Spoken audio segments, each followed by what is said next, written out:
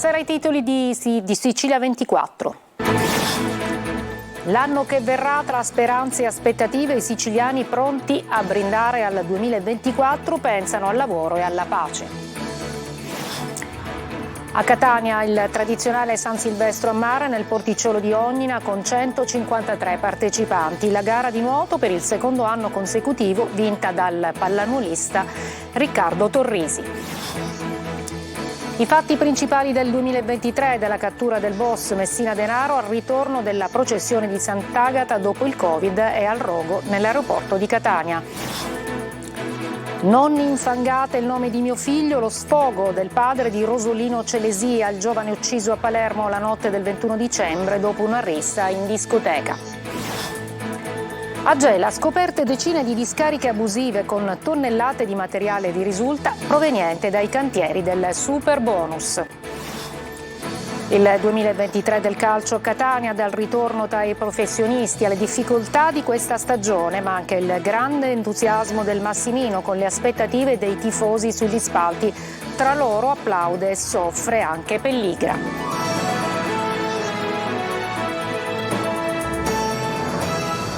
Buonasera, il 31 dicembre è anche il giorno dei bilanci del vecchio anno e aspettative per il nuovo. In cima ai desideri dei siciliani c'è la salute, il lavoro e un futuro migliore per i giovani e non manca anche la pace nei luoghi martoriati dalle guerre. Emanuela Corsi.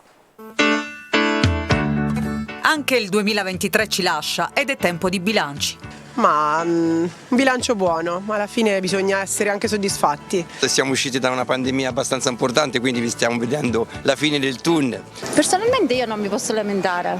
Ma quali sono le aspettative dei catanesi per il nuovo anno? Mi auguro personalmente di avere prima di tutto salute, il 100 euro necessari perché servono il 100 euro necessario, salute. L'anno che sta arrivando, tra un anno passerà. E a Catania, come da tradizione, nel porticciolo di Ognina, la 62esima edizione della San Silvestro a mare. Vincitore per il secondo anno consecutivo Riccardo Torrisi, giocatore di pallanuoto della Nuoto Catania. Marco Carli. Uno dei simboli della catanesità, la 62esima edizione della San Silvestro a mare racconta come sempre una festa cittadina di cui l'ideatore, Lallo Pennisi, andrebbe orgoglioso. 153 iscritti divisi in 8 categorie, dai diversamente abili agli under 17 passando per gli over 50 e gli assoluti. Il tuffo di fine anno coinvolge chi gareggia e chi osserva in una giornata nuvolosa ma con un clima mite. Sulla temperatura dell'acqua ci racconta il vincitore. Non riesco ancora a parlare perché il fiatone e l'acqua fredda è una botta tremenda.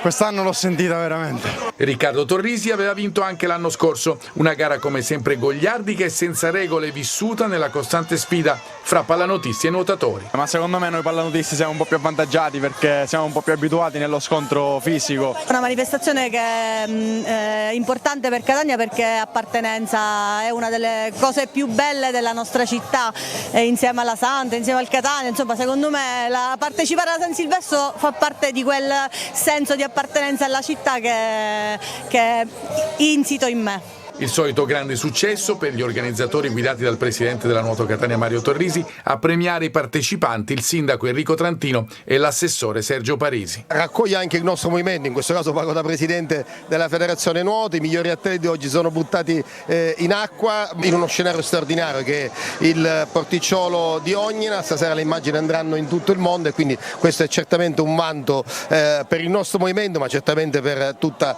Catania che si tiene stretto questo straordinario scorcio di città. Il saluto del 2023 con un clima invernale diverso rispetto a quello di qualche giorno fa. Per gli esperti nei primi giorni del nuovo anno ci sarà il sole alternato a qualche nuvola, ma dopo l'Epifania arriva il maltempo. Francesco Aloi. Se per Santo Stefano i siciliani avevano tirato fuori i costumi dai cassetti, adesso indossano i giubbotti. Diverse città dell'isola si sono svegliate con cielo plumbeo e temperature basse. Il bel tempo dello scorso weekend è soltanto un ricordo. L'anno che lasciamo alle spalle non lo dimenticheremo sicuramente per le pochissime piogge.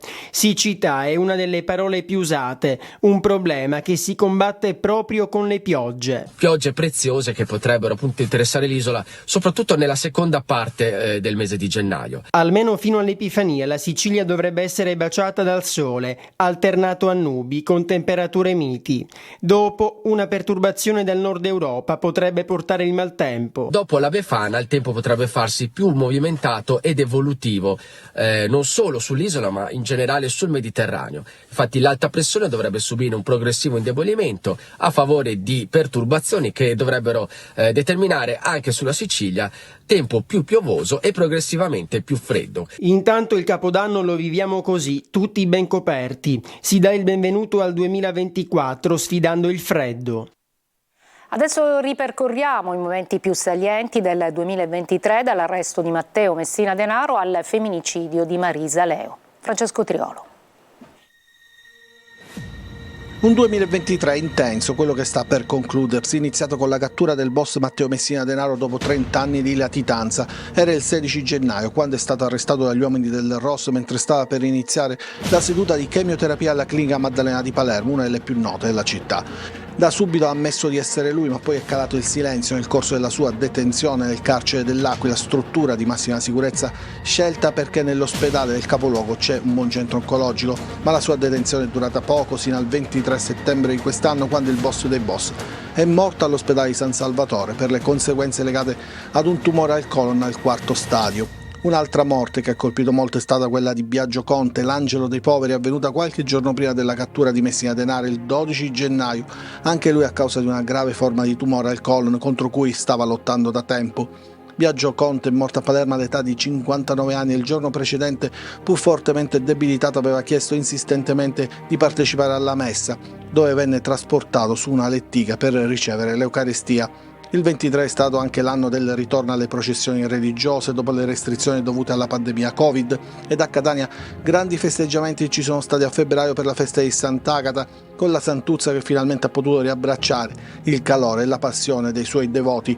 L'estate è stata caratterizzata invece dal grande incendio che nella notte tra il 16 e il 17 luglio ha coinvolto l'aeroporto di Catania, con ripercussioni pesantissime su tutto il traffico aereo siciliano ed i flussi turistici in piena alta stagione. Un grave danno economico e di immagine per tutta l'isola, con voli cancellati, siciliani rimasti bloccati all'estero e con passeggeri costretti a viaggi sino a Trapani e Lamezia Terme per essere imbarcati sui pochi voli riprotetti. Per la cronaca, Palermo è stata sconvolta dallo stupro di gruppo avvenuto ai danni di una 19enne nella notte tra il 6 e il 7 luglio. 7 gli aggressori, che sono stati denunciati subito dalla ragazza, con le indagini che sono state condotte grazie alle intercettazioni e alle ricostruzioni con le telecamere di sorveglianza. Un altro episodio di sangue ha sconvolto la Sicilia. Nelle campagne di Mazzara del Vallo, l'ex compagno Angelo Reina ha ucciso con 3 fucilate Marisa Leo, 39enne, addetta alla comunicazione di una cantina del Trapanese, e poi si è tolto la vita. Un femminicidio efferato che ha riacceso i riflettori sul fenomeno della violenza di genere. Adesso la cronaca, proseguono le indagini sulla morte di Rosolino Celesì, il ragazzo ucciso a Palermo il 21 dicembre durante una rissa fuori da una discoteca. Adesso parla il padre, dice basta violenza, non infangate il suo nome. Francesco Triolo. A 10 giorni dalla morte del figlio Rosolino a Palermo, dopo una rissa fuori dalla discoteca Notri Pasquale Calvi, parla Gianni Celesia. Basta morti, basta violenza, vorrei che la morte di mio figlio eviti altri lutti. Ha detto così il padre del 22enne ucciso la notte del 21 dicembre. Per il suo omicidio un minorenne fermato insieme con il fratello ha ammesso di aver sparato al culmine della lite. Mio figlio, sottolinea il padre del ragazzo, non aveva nulla a che fare con bande o peggio con la droga. Se aveva un guasto alla moto, chiedeva i soldi a me. Se qualcuno ha i soldi provenienti dallo spaccio, chiede i soldi al padre. Domanda e quindi la richiesta di non infangare più il nome di suo figlio. Non ci sono ritorsioni, non c'è nessun mistero dietro l'incendio dello scooter in via Cellini, ha voluto aggiungere Gianni Celesia. Il motorino di mio nipote aveva un problema alla pompa della benzina ed è andato a fuoco accidentalmente.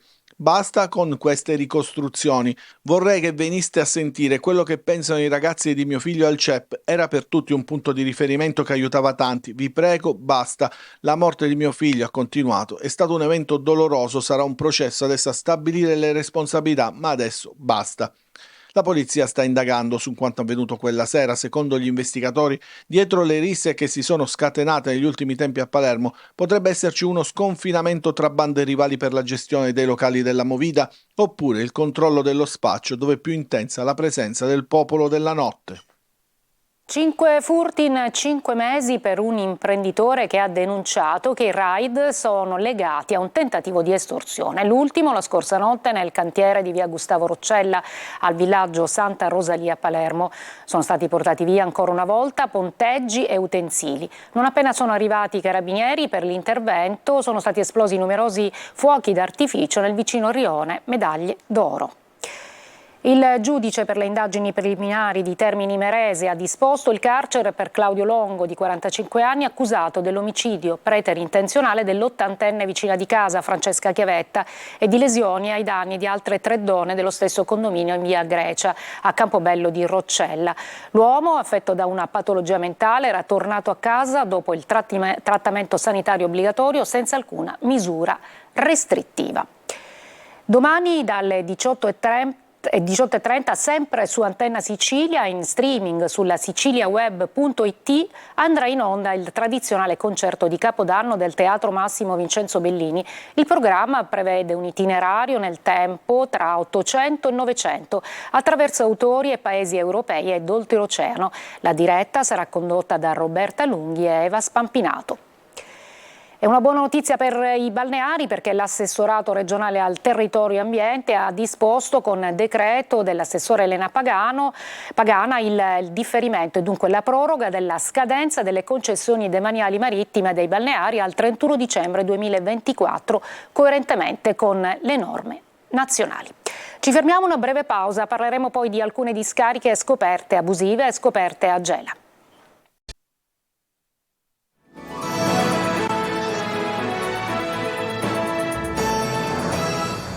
In poco meno di un anno il superbonus 110% ha permesso l'apertura di diversi cantieri con tanti detriti da eliminare. Tonnellate di scarti della lavorazione edile che andrebbero smaltite e che invece finiscono nelle campagne. GR Italia.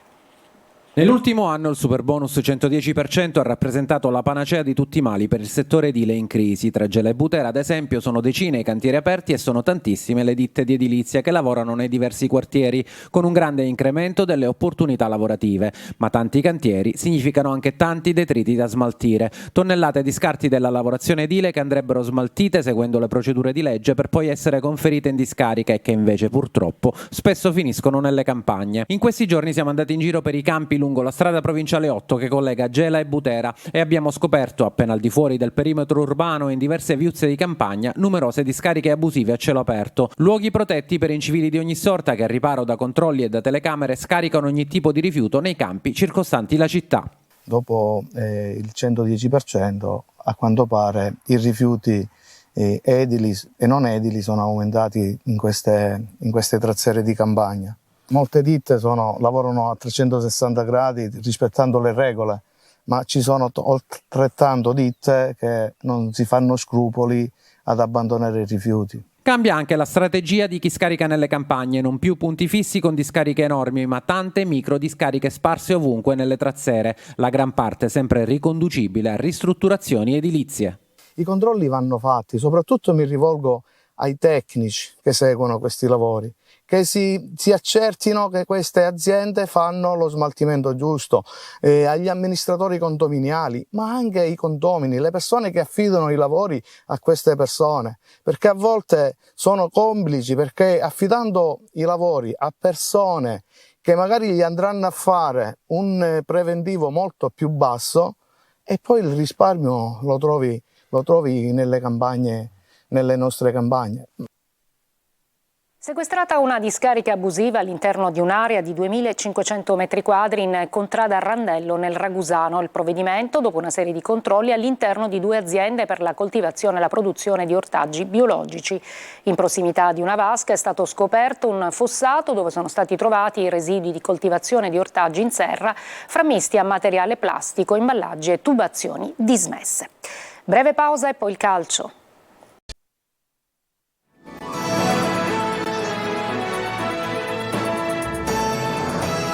Ripercorriamo il 2023 del Catania, dalla bellissima promozione di metà marzo alle difficoltà della stagione attuale che ha segnato il ritorno fra i professionisti. Marco Carli.